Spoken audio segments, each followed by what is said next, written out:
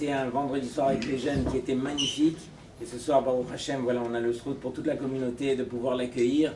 On rappelle juste les paroles du Pele Yoetz qui dit que la mitzvah de Tchouva, elle nous accompagne toute l'année. Quelle est la différence avec Aseret Yemei Tchouva? Le Pele Yoetz, il écrit, c'est comme le jour et la nuit. Ça n'a rien à voir. La Tchouva qui est faite pendant Aseret Yemei Tchouva, elle transforme l'homme. Tout ce qu'on aurait rêvé de pouvoir faire au travers de toute l'année, pendant cette période-là de Aseret Yemei Tchouva, alors Akadosh Baruch Hu vraiment nous accompagne et nous permet d'y arriver. Donc on remercie bien sûr Rabben Chetrit et Bezrat Hashem, voilà, on essayera de prendre le maximum de chizouk. Amen. Chazak ou Baruch, bah écoutez, je suis très heureux de me retrouver parmi vous. Voilà, c'est Beth Midrash et Mavani, c'est Beth Knesset, du Rav Sultan, du Rav Ifrach, qu'on souhaite Bezrat Hashem que vous puissiez fleurir ici, voilà, dans le 19e, que ça vous apporte des brachot, qu'on n'entend que des bonnes nouvelles. Voilà, les futurs rabbanim sont là, on les voit tous.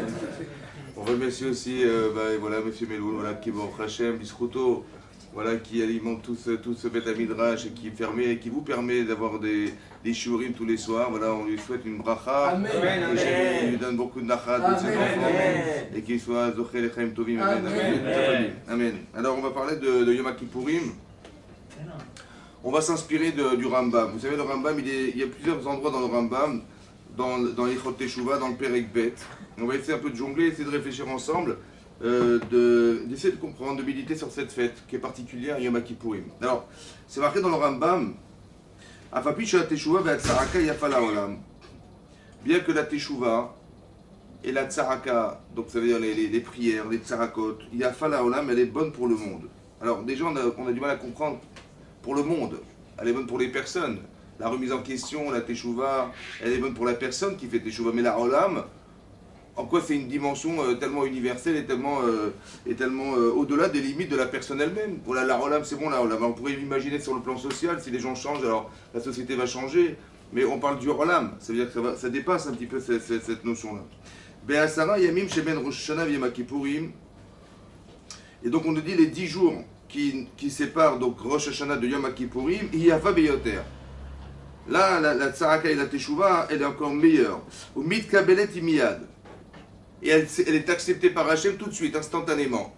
Et là, ça pose aussi un problème. C'est-à-dire que le reste de l'année, c'est difficile, l'accès est difficile à la Teshuvah, quand les portes sont fermées. Mitkabelet, ça veut dire qu'Hachem, il va agréer la Teshuvah, il va agréer la prière des gens. Oui, beaucoup plus mis à tout de suite, instantanément, le jour de Aseret Yemei Teshuvah. Et quoi, ça veut dire que la porte est fermée? C'est-à-dire que, je vois, au mois de décembre, si vous faites Teshuvah, vous avez du mal, on aura tous du mal à être mitkabel, quoi. La Teshuvah, elle doit être mitkabel par Hachem. Je sais pas, on dit Shua Hachem Yimatso. Tout ça, on parle Beyachid, Aval Betzibur, Kozman Sheosim Teshuvah, Kozman Sheosim Teshuvah, Veteshuvah Vetzorakim Belev Shalem, Hem Ne'enim. Que dès l'instant où ça c'est Beyachid et Betzibour, lorsqu'on est en Tzibour, on a qui a la force du Tzibour, qui là va faire en sorte que peut-être qu'on est enthousiaste et on est beaucoup plus porté par le Tzibour. Et là cette Teshuvah et cette Saraka, elle a plus d'impact sur Hachem comme une manifestation. Si vous êtes tout seul en train de manifester entre la République et la Nation, avec votre petit panneau là, et on dit écoutez, vous dérangez la circulation. Mais si on est 1 million de personnes, ça passera dans les médias, évidemment ça va changer la terre, évidemment. Donc c'est vrai que le Tzibour, il a un impact beaucoup plus grand que si on était Beyachid. Là on le comprend. Ensuite il y a marqué Yom Kippourim, Uzman Teshuvah, Lakol. Yom Kippourim, c'est un Zman, c'est un temps de Teshuvah, Lakol, toute personne. La Yachid ve la Rabbim, que ce soit un particulier ou un rabbin ou un public. Veu Ketz Mechila ou Slecha l'Israël. Ketz. Ketz, ça veut dire que avant c'est trop tôt, après c'est trop tard. Ketz. Ketz, ça veut dire qu'il y a une limite, une frontière. Vous voyez, la limite de la Teshuvah, la Slicha et la Mechila d'Hachem, elle se passe à ce moment-là. Avant, ça ne sert à rien. Et après, c'est trop tard. Il faut attendre l'année prochaine. Après, c'est juste de comprendre. La Mechila et la Slicha. C'est quoi la différence fondamentale entre la Mechila? On demande à Hachem Timchol et Tislach. C'est quoi la différence fondamentale entre... On demande Mechila à Hachem et on demande la Slicha d'Hachem. C'est quoi? Vous avez une notion de ce que veut dire la différence entre Timchol et Tislach? Pardonne-nous et pardonne-nous, quoi. C'est quoi la différence entre la Mechila et la Selicha? Alors j'ai vu le Rav Friedlander, qui était le Rosh Yeshiva, qui était le Mashgiach de Ponyovitch, il explique là-bas. Il dit c'est quoi la Selicha? Alors pour expliquer la Selicha d'Hachem, il faut déjà peut-être introduire déjà. de savoir que quand quelqu'un il fait une mitzvah, comme ça explique le Nefesh Hachem dans les Pirkei Avot, c'est marqué là-bas qu'une mitzvah corrélée de mitzvah. Quand vous faites une mitzvah, ça entraîne une mitzvah. Et quand la personne fait Echad Vesham une avera, ça entraîne une avera. Alors, comment traduire cette situation? Est-ce qu'elle est mécanique? Est-ce que c'est un mérite? Est-ce qu'on dit, bah tiens, tu as fait une mitzvah, ben, on va te donner le mérite d'en faire d'autres? Ou bien au contraire, Echad Veshalom, quelqu'un qui fait une avera, ben, dit, bah, tu as pris ce chemin, ben, on t'envoie dans ce chemin. Ou bien non, c'est plus profond que ça. C'est qu'en vérité, quand vous faites une mitzvah, dans la mitzvah même, on dit, on crée des anges. Vous savez qu'on crée des anges quand on fait des mitzvot, ou le contraire aussi. Qui vont être des anges qui sont des défenseurs, des anges accusateurs. Mais peut-être que psychologiquement, lorsque vous faites une mitzvah, vous vous sentez mieux. Lorsque vous répétez des actions, vous avez l'assurance de ce que vous avez réussi à faire. Mais d'où ça vient cette assurance? Elle est spirituelle, cette assurance. Elle est spirituelle. Le désir est spirituel de dire, ah, tiens, j'ai fait une super mitzvah, ben, j'ai la nostalgie de la mitzvah, j'ai envie d'en refaire d'autres. En fait, le Nefesh Hachem m'explique que lorsque vous faites une mitzvah, lorsqu'on fait une mitzvah, on est investi de ce désir qui est Min Hashamaim, introduit dans l'être humain. Et donc, en vérité, on est en désir de mitzvah, et on a envie de retrouver ce plaisir. Et bien, dans la Avera, c'est autodavar. C'est-à-dire que si quelqu'un fait une Avera, c'est pas neutre en fait. Il est investi du roi Ra, on va dire comme ça, le roi Ra, le mauvais esprit qui se trouve dans l'Avera. L'Avera n'est pas neutre, c'est pas un acte secondaire. C'est que quand quelqu'un il a décidé de faire une Avera, Chas V'Shalom, il s'investit du désir de l'Avera. Après, comment ça se passe? On dit, je regrette, mais qu'est-ce que j'ai fait? J'étais bête, j'ai fait une bêtise, et on regrette, mais en fait, le désir est présent. Et, comme dit l'Agma en Kiddushin, Amaravuna, celui qui est méchané Avera Achat, il va répéter une Avera, il va la faire une fois, il va dire, mais qu'est-ce que j'étais bête de la faire, je regrette et tout, bon, il a ce désir, après, bon, puis finalement, il va flancher une deuxième fois, une troisième fois, une quatrième fois. À la fin, dit la Gemara, que celui qui répète une Avera n'a un sitlo qui est terre, elle devient permise. Mais comment hier elle était assoura et aujourd'hui elle devient permise? Comment c'est possible qu'hier j'ai pensé que c'était Chazé Shalom de faire une Avera pareille? Et là on dit mais pourquoi pas? Mais ça devrait être remboursé par la Sécu. Bah oui, c'est super intéressant, c'est super flatteur, c'est tout ce que vous voulez, mais je comprends pas comment ça peut être interdit. Mais qu'est-ce qui s'est passé? En fait, tout ce qui s'est passé, c'est dans l'esprit. Pourquoi? Parce que dès l'instant où on a eu le désir de l'Avera, notre cerveau, il peut pas nous trahir en nous disant mais c'est grave quand même, c'est plaisant, et il sait que ça me plaît. S'il sait que ça plaît, alors qu'est-ce qu'il va faire? Il va nous la permettre. C'est-à-dire que le changement, il est intellectuel. Avant, c'était interdit, tout à coup, ça devient permis. Pourquoi ça devient permis? Parce que ce désir est tellement puissant que je ne veux pas me priver d'un plaisir pareil. Alors mon cerveau, il va me dire, écoute, vas-y, c'est permis. Et on va même trouver des arguments intelligents et même socialement acceptables pour expliquer la Avera. Ce qui est dramatique. Et maintenant, comment on se débarrasse de ce désir? Comment on s'en débarrasse? Vous allez voir un psychologue, vous allez voir un psychiatre, qu'est-ce qu'on fait? Comment on va se débarrasser d'un désir spirituel qui nous envahit et qui fait qu'on rentre dans une spirale dans laquelle on a du mal à sortir, ce qui peut expliquer les addictions. Les gens qui ont des addictions au jeu, des addictions à des avérotes, où ils ne s'en sortent pas. Mais en fait, c'est logique, pourquoi? Parce qu'à force de répéter, on désire et on désire et encore, et on rajoute ce désir qui va s'accumuler chez soi et qui psychologiquement va nous apporter le désir de pouvoir continuer et de pouvoir s'en sortir. Alors comment on fait maintenant? Alors la solution, c'est ce qui est marqué là. On va pleurer Hachem. Parce que qui c'est qui a fait rentrer ce désir en nous? L'Avera, c'est quelque part, ça fait partie des paramètres, et ça fait partie du protocole de l'Avera, c'est comme ça. Et bien, c'est lui qui l'a fait rentrer, c'est lui qui va le faire sortir. Donc quand je demande Mechila, sincèrement, je demande pardon à Hachem, et je lui demande d'être soléar. La slicha d'Hachem, c'est d'arriver à faire que l'accumulation de désirs de l'Avera, il s'estompe chez toi. Ça va? Jusqu'au point que quoi? Jusqu'au point où on va pouvoir contrôler. C'est ça que le Rambam il explique dans Perek Bet au début, il dit c'est quoi un Baal Tshuva Gmora? C'est quoi un vrai Baal Tshuva Gmora? C'est marqué là-bas, Ze Sheba Liado Davar She'avarbo. Quelqu'un il a fait une Avera et il retrouve la situation de la Avera. Ve'efshar Biado La Soto, et donc il est dans la capacité à pouvoir refaire cette Avera, ou Piresh, il s'en sépare, il échappe à la Avera. Il dit Velo Asa, et donc il a évité de faire la Avera parce qu'il avait fait Teshuvah dessus.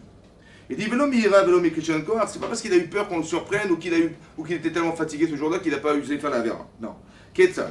Quelqu'un qui a eu une Avera avec une femme, ou la Chazman, et après qu'il ait fait Teshuvah, par accident, imagine, il s'enferme avec elle dans un bureau.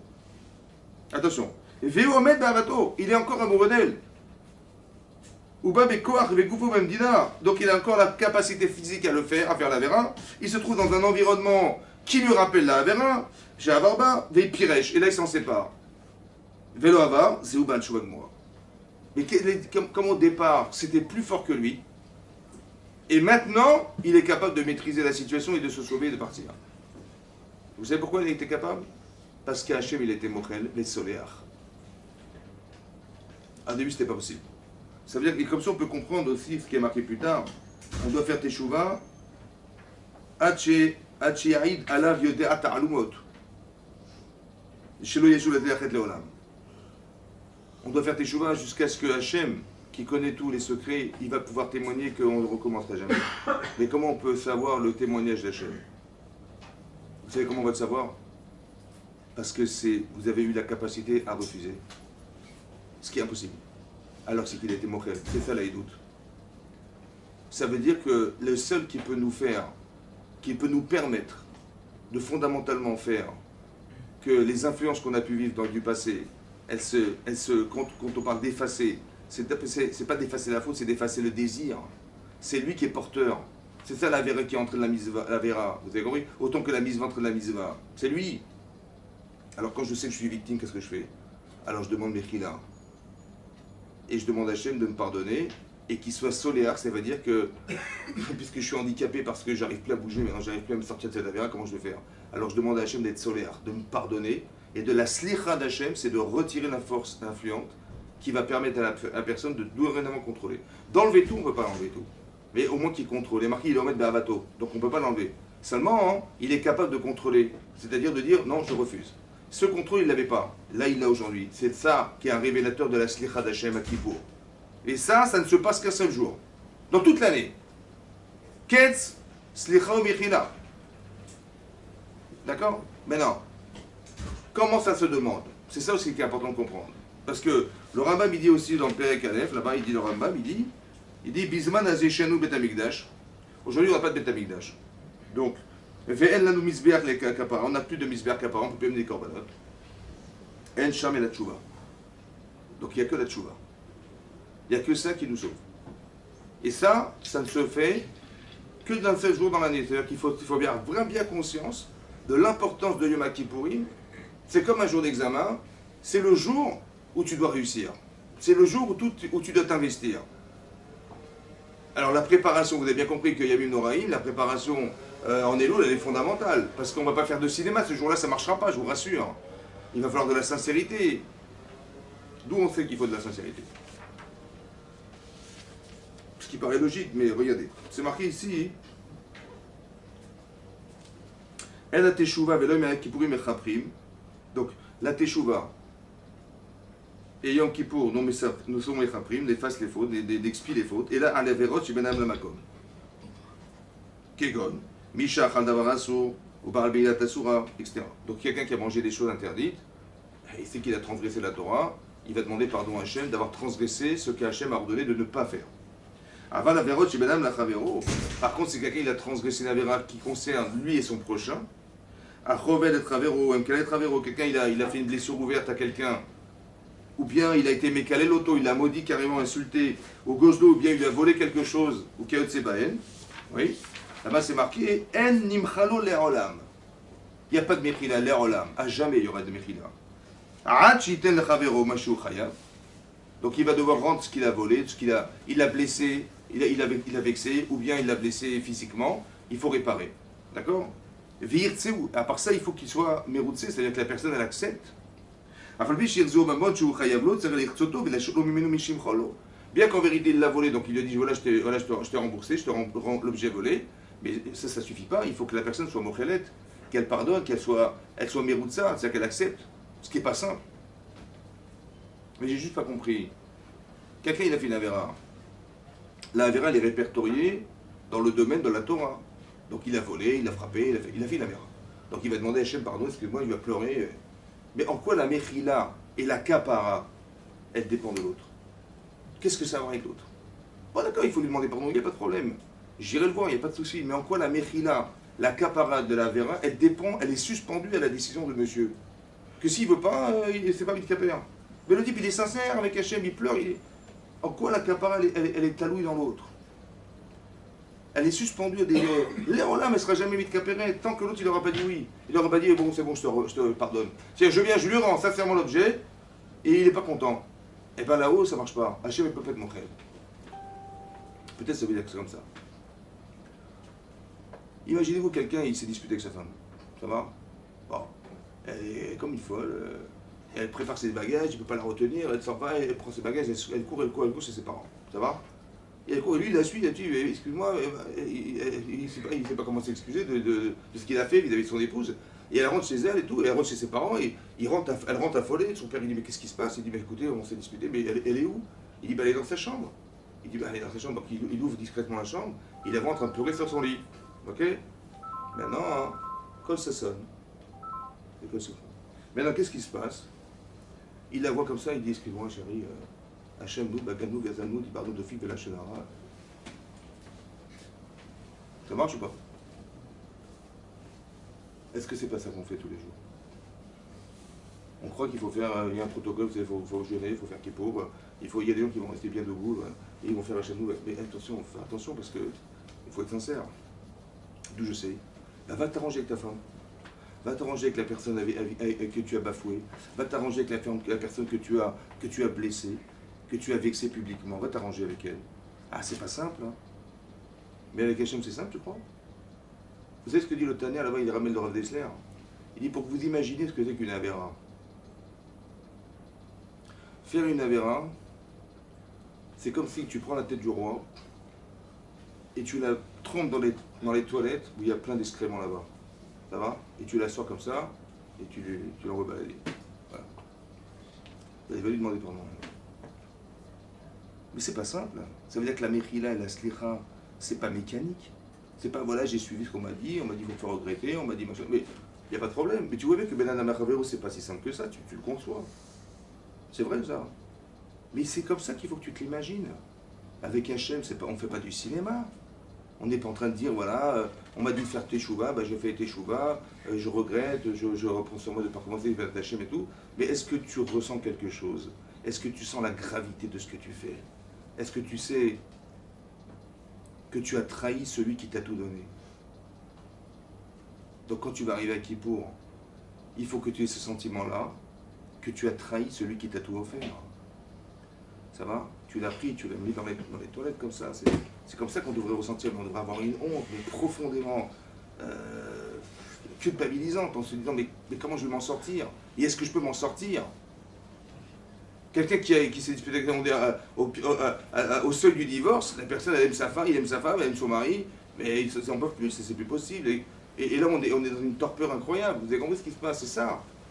Et qu'est-ce que ça veut dire? Ça veut dire il faudrait qu'on réfléchisse les choses. Il faudrait qu'on recomprenne que l'intérêt, c'est fondamentalement de changer.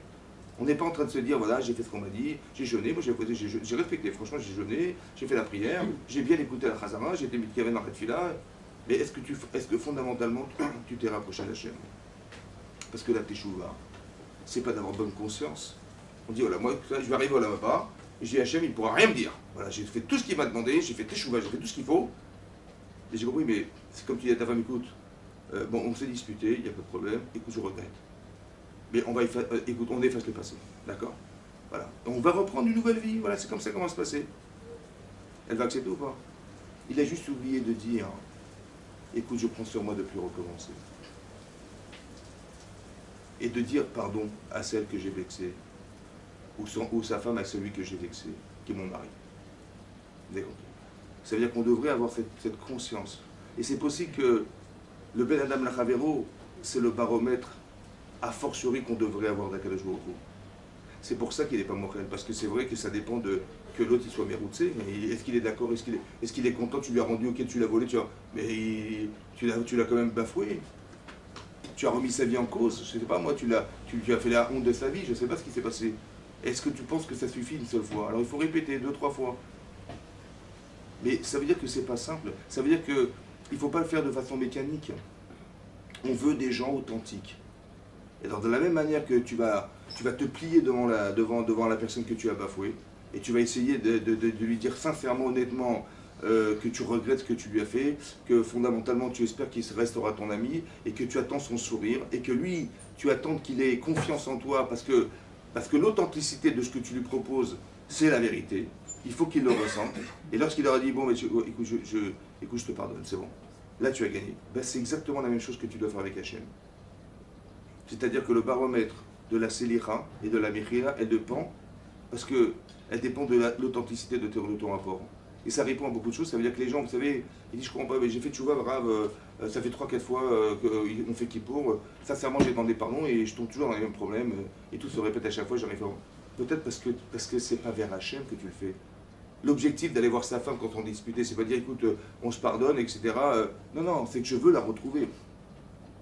Je veux refaire ma vie avec elle. C'est pas dire, écoute, bon, on va faire abstraction du passé, écoute, on va être honnête, c'est vrai, j'étais un peu maladroit, c'est vrai, mais on va refaire notre vie, voilà, on va recommencer à zéro, on va faire... Mais c'est dans quel but tu fais ça? Est-ce que c'est PMF parce que tu veux te retrouver avec elle?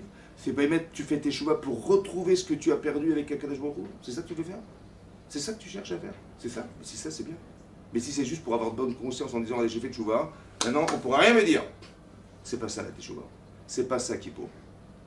C'est pas d'être propre. C'est de se dire, voilà, j'ai perdu une relation avec Hachem, parce que Atachole Namdad, c'est lui. Tout ce que je vis, c'est lui. Tout ça, c'est lui. Mais il n'est peut-être pas forcément d'accord avec moi. Il est peut-être un peu frustré du fait que je l'ai trahi, peut-être, avec la Avera. Alors il faut que je retrouve sa confiance. Il faut que j'arrive à faire que je vais savoir qu'il m'a pardonné. Mais pour ça, il faut de la sincérité, il faut une vraie teshuva sincère. Il n'y a pas de cinéma dans cette histoire. Et faites attention, ça dure qu'un jour. Le jour de la Mechila et de la Slicha, Ketz, c'est Kippour. C'est le seul jour. Donc ça veut dire qu'on demande à faire un travail qui est profond, qui est sincère, qui est vrai. C'est ça qu'il faut arriver à faire. Oui, exactement comme la relation qu'on a, Ben Adam Lachavero, à la proportionnelle de Hachem, qui est largement au-dessus de tout ça. C'est ça. C'est ça un peu les gamines d'Oreim. C'est ça que j'ai envie de... Parce qu'on sait qu'on est piégé, parce que quelque part, la Vera, elle a entraîné des manifestations chez soi, mon cerveau, il n'est plus comme avant, j'ai plus la même façon de regarder la vie, etc. Je suis sous l'influence de tout ce que j'ai vécu, et ça, je n'ai pas envie de vivre ça, c'est terminé, j'ai envie d'abandonner tout ça. Alors je vais demander à Hachem de retirer ces influences. Je veux avoir une tête pure, je veux avoir une tête claire, mais j'arrive pas. Alors je vais demander à Hachem, sincèrement, je m'en sors pas. Alors je vais demander excuse, pardonne-moi, mais laisse-moi la chance de pouvoir m'en sortir et donne-moi cette capacité à me débarrasser des mauvaises influences qui polluent ma vie en fait. Et c'est ça que je veux retirer. Donc le Rambam, il a dit clairement deux choses. Il y a marqué Chayav la Chouv. Chayav, on est Chayav la Sot Teshuva, c'est marqué. On est Chayav la Sot Teshuva. Velit Vadot. Quelle est la différence entre la Teshuva et le Vidouille? Ça veut dire quoi faire Teshuva? La Sot Teshuva. Ça veut dire quoi faire Teshuva? Il va revenir vers Hachem. Oui? Alors. Hein? Il faut le penser profondément. Ça veut dire quoi la Sot Teshuva? La Sot Teshuva. La Sot Teshuva. Est-ce que c'est dans l'esprit? C'est quoi la Sot Teshuva? C'est la conscience qu'on a de nos erreurs? C'est quoi la Sot Teshuva? Est-ce que c'est les hirourés Teshuva qu'on peut avoir en se disant mais j'ai fait des gaffes? Ouais, j'ai écouté le chauffard à Rosh Hashanah, ça m'a transcendé, j'ai tremblé pour ça, et donc je fais Teshuva. C'est quoi la Teshuva? On dit la chouve. Il y a marqué dans Rambam, il dit la chouve et la cheto. Mais c'est quoi la Teshuva? Alors il faut que vous compreniez qu'il y a deux choses différentes qui n'ont rien à voir, qu'on appelle la Teshuva et qu'on appelle le Vidouille. Oui. Ici c'est marqué dans le Rambam, ici au début. D'abord, c'est marqué dans le Perik Bet à la Chabet, c'est marqué Umaïa Teshuva. Quand on parle de Teshuva, qu'est-ce que c'est que la Teshuva? Il dit Ushi Azov Achotet Cheto. Première condition, il faut être Ozev et Achet. Abandonner la faute. C'est encore plus compliqué de l'évacuer de son cerveau. C'est dur. Et de dire, je prends la décision radicale de ne plus recommencer. Chez les Marves et après, il va regretter le passé. Et après, donc, il va regretter le passé, jusqu'à ce qu'Hachem il témoigne de sa teshuva. Donc la teshuva c'est quoi? C'est la azov et tachet, abandonner la faute. Deuxièmement, les asir memachashava, de retirer de son esprit le désir de la vera, ce qui est très compliqué. Et l'igmor benibo, de ne plus recommencer. J'ai décidé de façon radicale de ne plus recommencer la vera. Et après, je regrette. Ça c'est la teshuva. Le vidouille, c'est pas pareil. Le Rambam il dit que le vidouille c'est une mise tassée. Le vidouille, il y a combien de vidouilles à Kippour? Combien de vidouilles? Il y en a 10. Il y a 5 tfilotes. Il y a une vidouille avant, pendant la mida, et après la chazara. Il y en a 10. D'accord? Mais chaque vidouille qu'on va faire, chaque repentir, c'est une mitzvah minatora. Comme mettre les tefilines. Tu vois? Donc il dit vidouille zé, mitzvah tassé. Qu'est-ce que ça mitzvah? Il dit comment on est mitzvahé? Omer, Ana Hashem, Chatati aviti pasharti lefanecha. Chatati, j'ai fauté. Aviti, j'ai fauté. Et pasharti, j'ai fauté. Mais j'ai fauté, Khatati, j'ai fauté par accident. Je ne savais pas. Je m'excuse, je ne savais pas. D'accord? On ne peut jamais plus dire je ne sais pas. Tu ne sais pas, tu demandes à quelqu'un. Tu ne sais pas, tu vas étudier. Tu ne sais pas, tu peux plus dire je ne savais pas. Non, tu as fait Khatati. J'ai fauté par accident. Aviti, j'ai fauté Bémézid. Je savais, j'ai fait la merde. Pasharti, j'ai énervé Hachem. Chazé Shalom, je l'ai fait exprès contre lui. Donc c'est les degrés d'Averot. Vous avez compris l'intensité qu'il a mis dans l'Avera. Ve'asiti karvekar, j'ai fait ça et ça. Ve'are nechamti ou boshti. Maintenant, je regrette. Ou boshti, j'ai honte. Ou leolam inichoser levazé. Et après, je prends sur moi de ne plus recommencer. Vous avez vu que le vidéo, c'est pas comme la teshuva. La teshuva, c'est d'être osé vetachet, d'abandonner la faute. Ouais, de la sirme marchava, d'essayer d'évacuer ça. Ensuite, c'est marqué, il faut prendre sur soi de ne pas recommencer. Et après, on regrettera. Alors que là, dans le vidouille, non, je regrette, j'ai honte, et après, je prends sur moi de ne pas recommencer. C'est pas le même protocole. Vous avez vu? C'est pas la même chose. Et c'est logique, pourquoi? Parce que quelle est la différence entre la teshuva et le vidouille? Le vidouille, c'est je m'adresse à Hachem. La teshuva, c'est personnel. Je ne m'adresse pas à Hachem quand je fais teshuva. C'est moi. D'accord? Donc qu'est-ce que Hachem il me demande? Il me demande de changer de façon comportementale ma vie.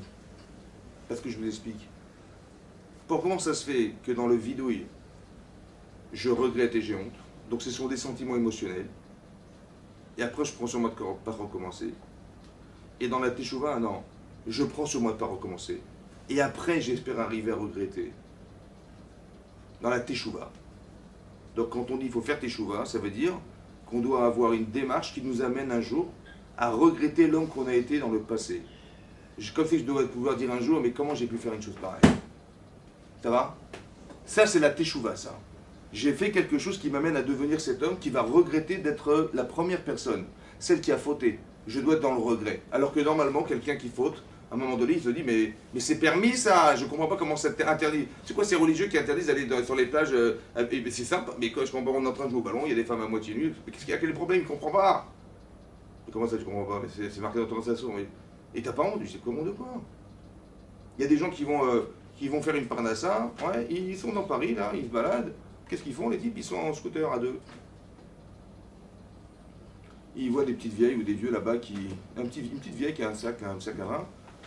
Ça devient une proie facile. Qu'est-ce qu'ils font? Le type qui est derrière, il sort de la moto, l'autre il attend, il arrache le sac de la bonne femme elle retient son sac, la petite vieille, la pauvre, il remonte sur le scooter, il tire la vieille, l'autre il démarre, il tire la vieille, elle s'écorche les pieds, les mains, les pieds, jusqu'à ce qu'elle lâche.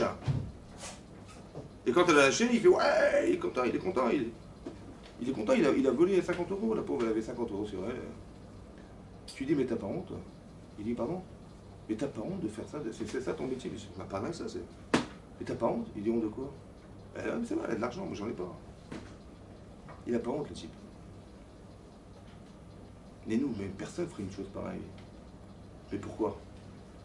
Comment c'est qu'il n'a pas honte? Comment c'est qu'il ne regrette pas ce qu'il a fait? Et il va recommencer, qu'est-ce qu'il se fait attraper?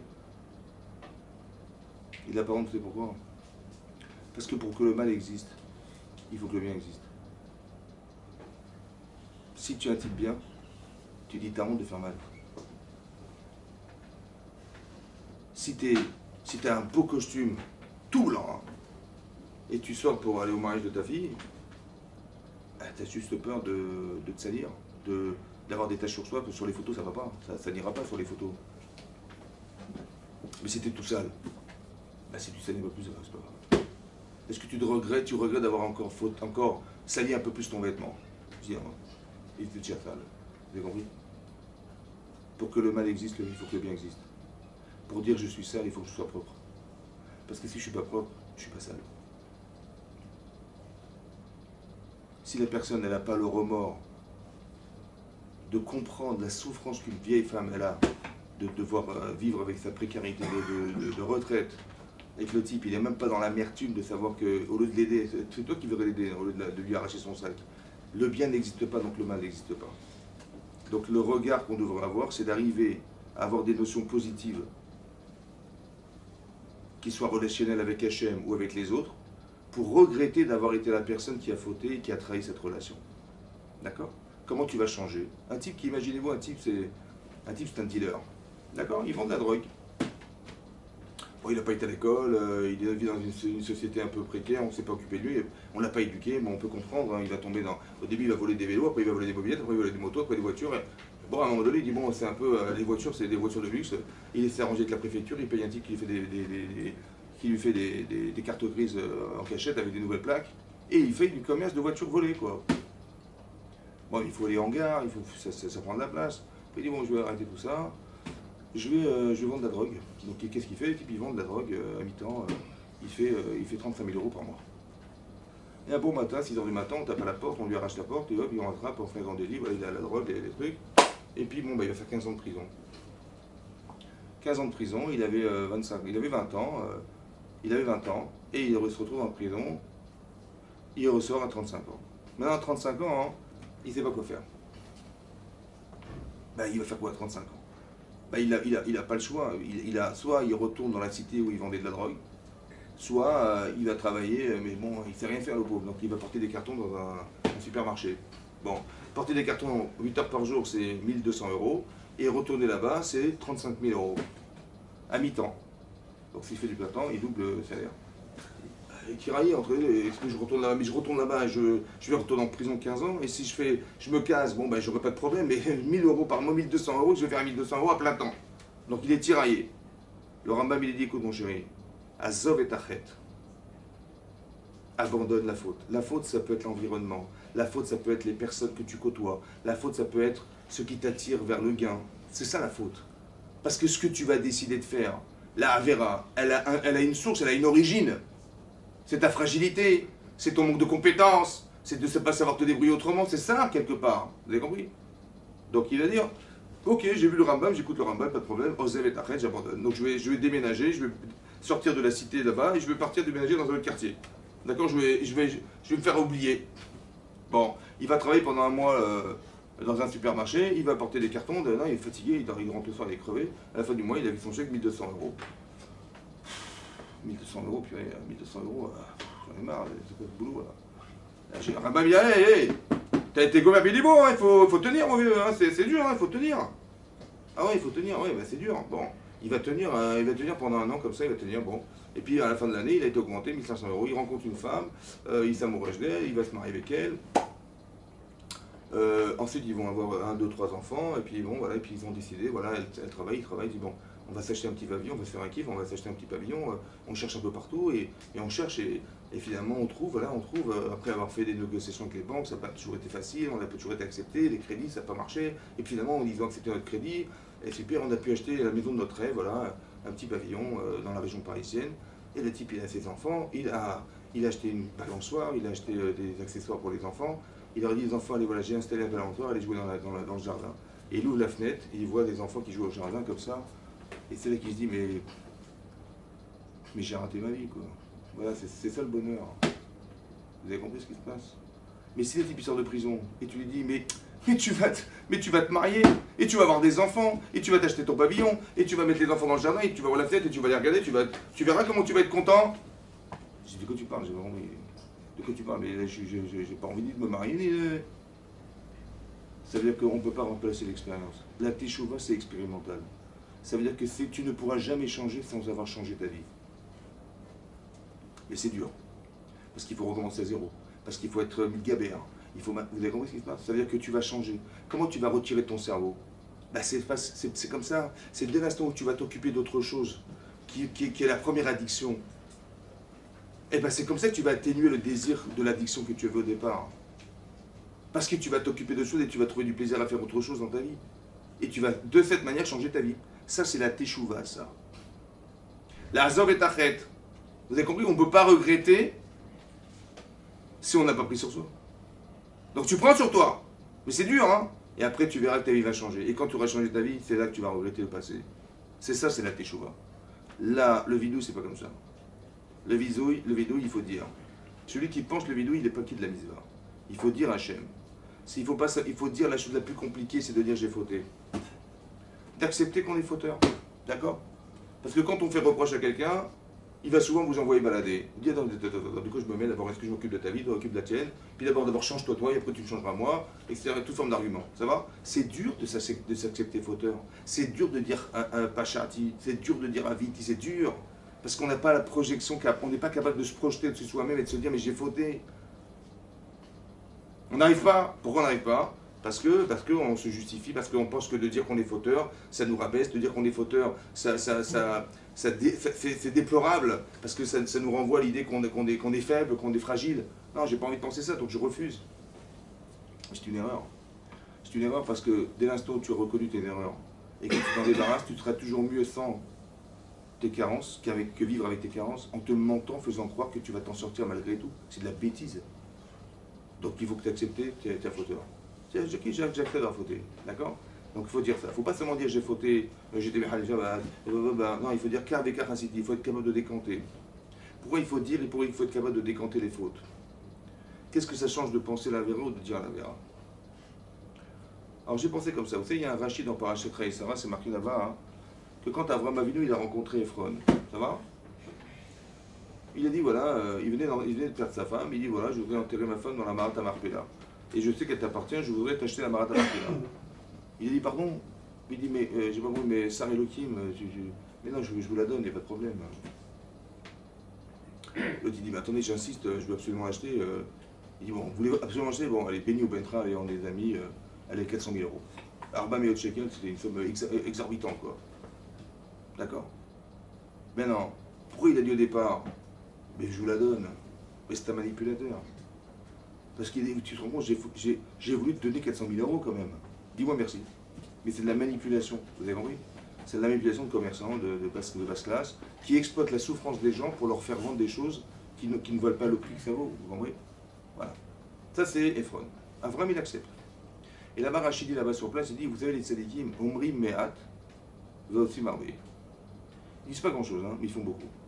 J'ai juste pas compris. Pourquoi tu dois dire peu pour faire beaucoup? Dis tout ce que tu vas faire et fais tout ce que tu as dit. Qu'est-ce qu'il y a? Non, non, les tzadikim Omri Me'at, hein, vous savez, ils disent pas grand-chose, mais ils font beaucoup. Hein. Pourquoi Omri Me'at? Mais non, tu veux faire ça, mais dis-le. Et fais-le, fais ce que tu penses, fais ce que tu as dit et comment dire, et exécute ce que sincèrement tu as prononcé. Pourquoi? Quel est le problème? Non, il ne faut pas dire trop, vous comprenez, il faut dire Me'at. Hein. Pourquoi il faut dire Me'at? Dis tout ce que tu vas faire, quel est le problème? Alors j'ai compris comme ça. En fait, Omri Me'at, pourquoi? Parce que quand tu vas dire, tu vas voir. Quand tu vas dire, tu dis, vous savez, je vais ouvrir une entreprise de 300 mètres carrés, bon, il faut que je trouve le terrain, il faut que je trouve l'endroit, après il faut que j'aille voir les banques, il faut que je négocie le crédit, après il faut que je trouve les matériaux que je vais vendre, après il faut que je fasse une installation, informatique, après il faut que je trouve les vendeurs, il faut que je trouve les secrétaires, il faut que je trouve le graphiste, il faut que je trouve l'appui, il faut que je trouve les fonds. Je dis, oh laisse tomber, je crois que j'ai trop parlé. Tu dis quoi, t'as trop parlé? T'as fait du vent, t'as rien fait là. Non, j'ai trop parlé, mais j'ai trop vu ce que j'ai fait. En fait, quand j'ai parlé, j'ai mis une montagne que je dois gravir devant moi. J'ai dit ça. Et quand je vois tout ce que j'ai dit, mais j'y arriverai jamais. Vous avez compris? Que de dire, c'est voir. Et voir, ça peut être un blocage qui va m'empêcher d'agir parce que j'ai trop vu, j'ai saturé mon cerveau de tout ce que j'ai vu, tout ce que j'ai dit. Alors les Chachamim disent, non, dis peu. Parce que pour ne pas te saturer le cerveau et ne pas t'empêcher d'atteindre ce que tu veux faire. Alors, Omri Me'at va aussi marrer. Autrement dit, quand tu vas dire, tu vas voir. Pourquoi c'est important de voir? Parce que quand tu vas décanter tes avérotes, tu vas dire j'ai fait ça et ça, qu'est-ce qui va se passer? Tu vas voir et tu vas créer émotionnellement une relation avec l'avéra qui va faire que si tu te retrouves devant, tu dis non, je peux pas. Parce que je revois ce que j'ai dit. Vous avez compris? C'est pour ça qu'il faut dire. C'est ça la différence entre la parole émotionnelle et la pensée, qui n'exerce pas cette faculté à pouvoir réagir à ce qu'on a pensé. À la différence d'avoir dit. Donc il faut dire le vidéo. Il faut que tu vois ce que tu as dit. Tu vas voir ce que tu as dit. Qui est carvé capacité. Il faut dire Pachati, Khatadit, je sais ce que j'ai fait et je décante. D'accord? Ensuite, je y ai marqué, il faut regretter sa avéra. Il faut dire, mais comment j'ai osé faire une chose pareille? Comment j'ai osé faire ça? C'est pas possible.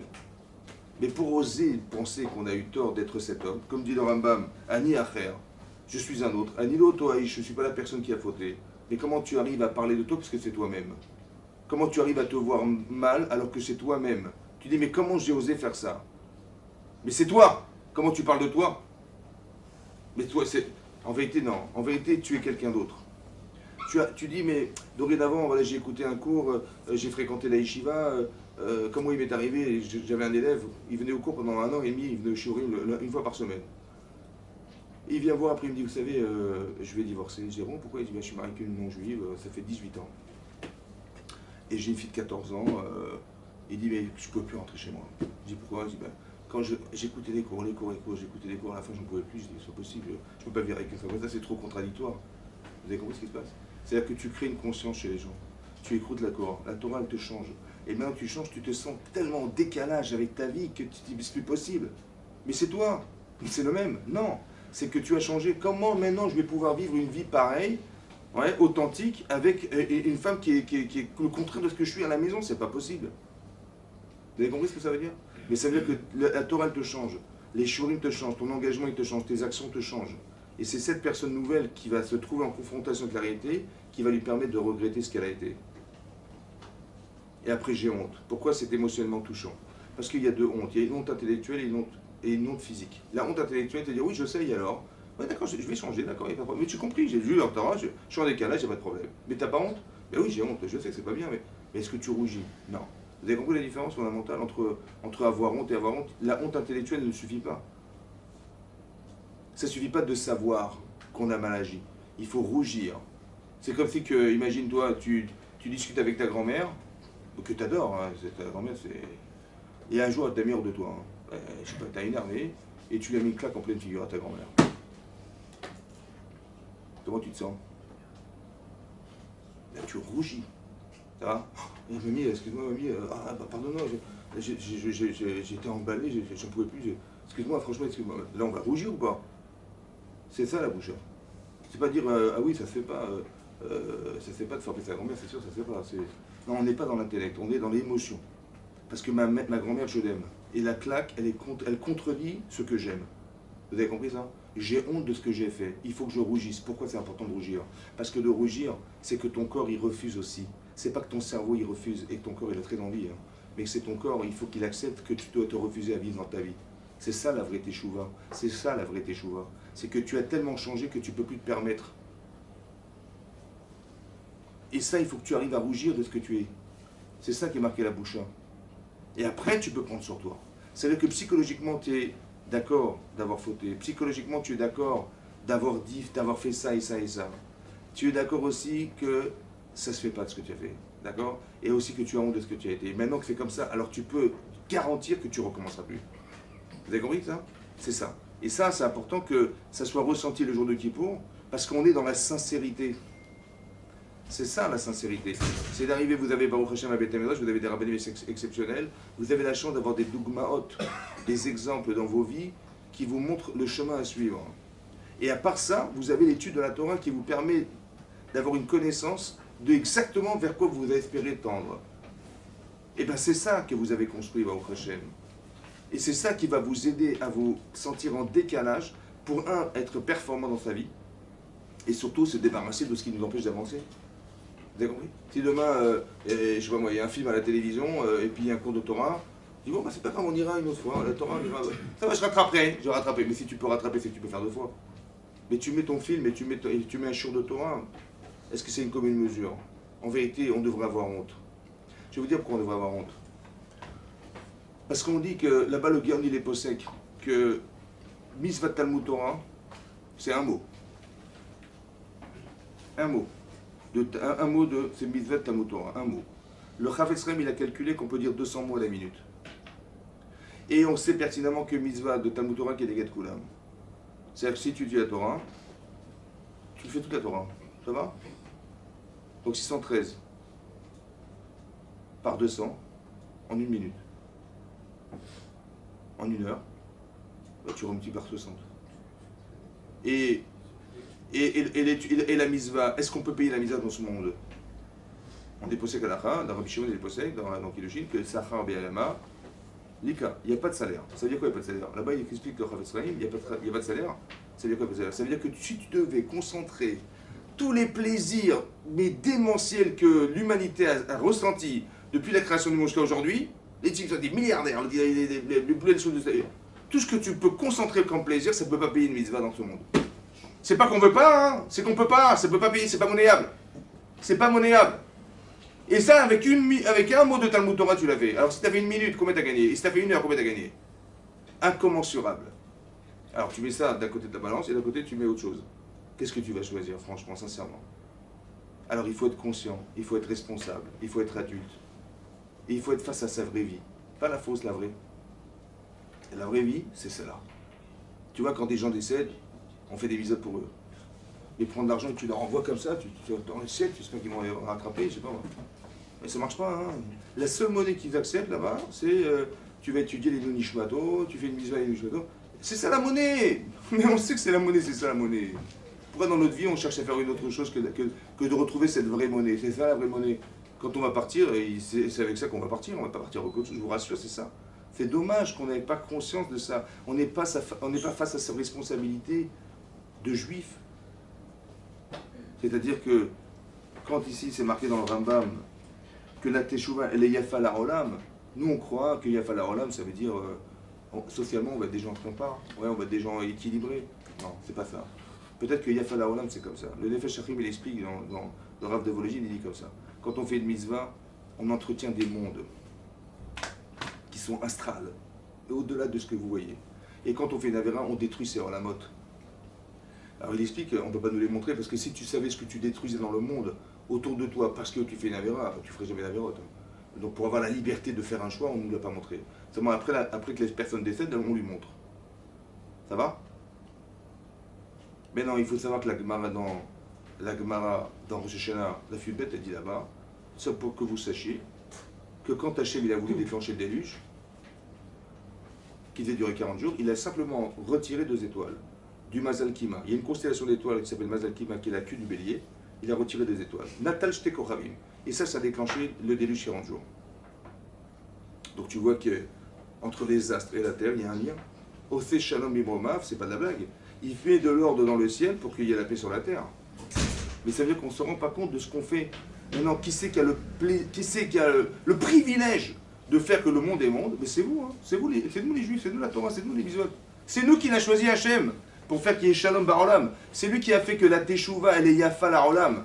Parce que quand tu fais tes choix, tu remets en cause, en fait tu répares ce que tu as cassé en faisant une avéra. Parce que dans les Olamot, il y a des choses qui se passent, qui sont déclencheurs peut-être de catastrophes naturelles ici sur Terre, mais qu'on peut réparer d'une seule manière. Sincèrement, Teshuvah. Ce que tu as brisé, tu vas le réparer. C'est pas Hachem qui répare. Hachem, il n'est pas Vatran. Il n'est jamais Vatran. Et celui qui pense ça, il va trouver le Chayav. Alors que pourquoi? Alors l'homme, il explique pourquoi. Parce qu'Hachem, s'il répare, c'est dommage parce que tu ne vas pas changer.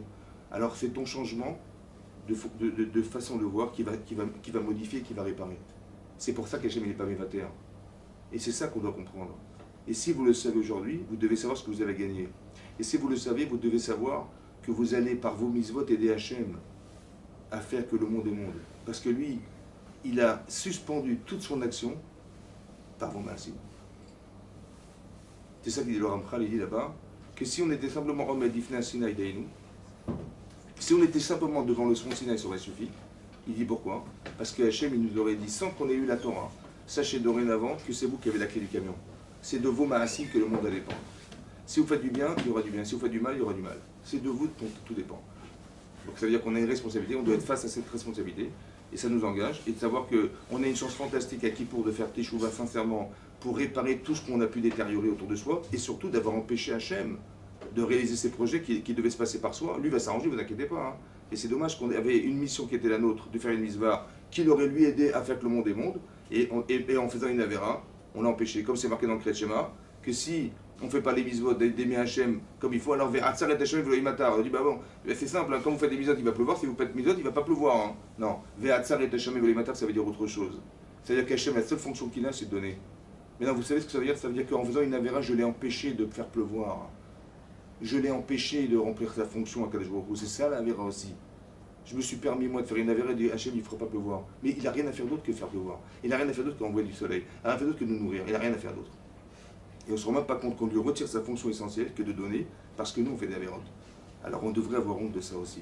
Et c'est ça la Teshuvah. C'est d'avoir conscience de la responsabilité que nous avons et de la chance que nous avons de faire que le tapis d'histoire va se dérouler par vous. Alors on fait Teshuvah et on prend sur soi, voilà, d'étudier plus, de plus s'engager, d'être médacdé dans les mitzvot, de faire des choses de qualité, d'être des tzadikim. Merde Hachem. Chazak ou Baruch.